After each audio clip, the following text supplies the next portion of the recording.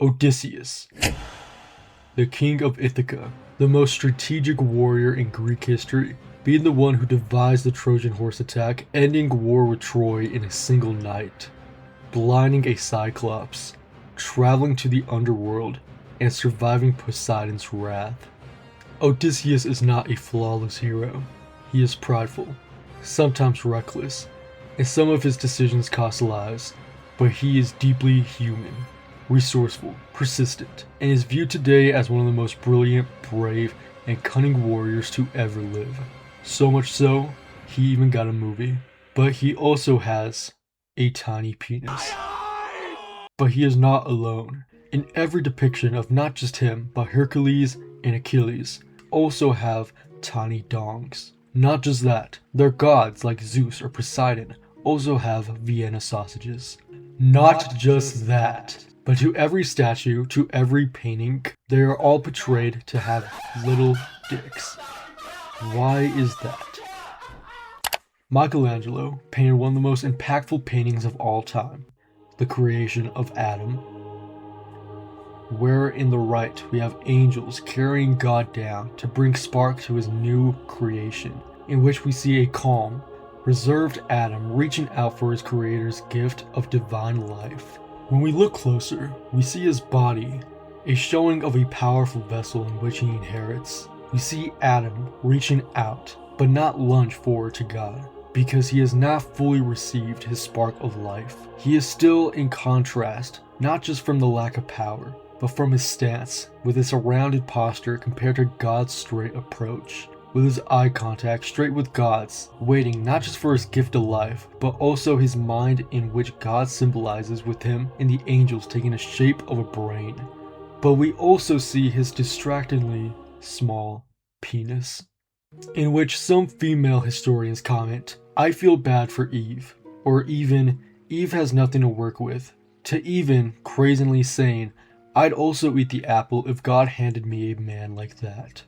Comments aside, why did Michelangelo choose to have Adam pack nothing? I mean, historians widely suggest that Michelangelo was a queer man, so why make such a decision? Well, this is because Michelangelo's design for Adam was heavily inspired by Greek and Roman sculptures and paintings, which from my examples from before, does check out. But why have such a pure and innocent man built in such a way? Well, let's go back 70 million years. Back in ancient Greek times, which was 800 to 140 BC, the Greeks were a very civilized society with heavy emphasis on a democratic governance, philosophy, theater, and mathematics. But putting it in layman's terms, Greek society valued intelligence, civic duties, and one's physical capabilities. Back in ancient Greek times, a small penis would symbolize intelligence and self-control, but why exactly would it symbolize such a thing? Where is the correlation? I mean, how did having a Vienna sausage correspond to you being a moral, powerful man? Well, contrast an intelligent Greek with an impulsive, emotional barbarian, aka anyone who wasn't from Greece, spoke Greek, or never embodied Greek values. They viewed these foreigners as animals who needed to be disposed of. Many artists gave these men a third leg to contrast them with the elegance and self-control of a Greek citizen. They viewed these barbarians as everything they were avoiding to be like. So oversized genitals were the representation of lust, wild behavior, idiocy, and no self-control over oneself. But all this is more in the arts. In actual Greek times, no one would kill you for your Johnson size.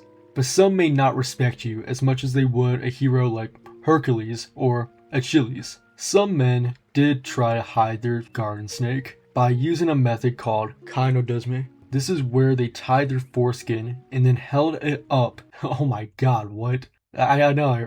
Okay, let's keep going. This is where they tied their foreskin and then held it up toward their waist belt. This would help them gain respect from their peers for a more modest look. Oh, what video am I making? Sorry.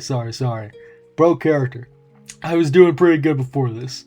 This is where they tied their foreskin and then held it up towards their waist belt.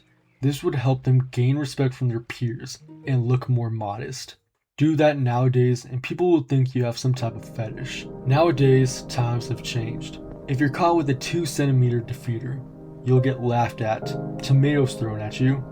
But the next time your girlfriend, wife, husband, dog makes fun of your penis size, remember that Odysseus was never packing, and he got hella hoes. The moral of the video is that you should like and subscribe right now. Come back next week where we explain why you should not give to beggars. Or I probably play a game called Slay the Princess. This is a pre-recording by like a couple months. Bye! Bye! Have a beautiful time!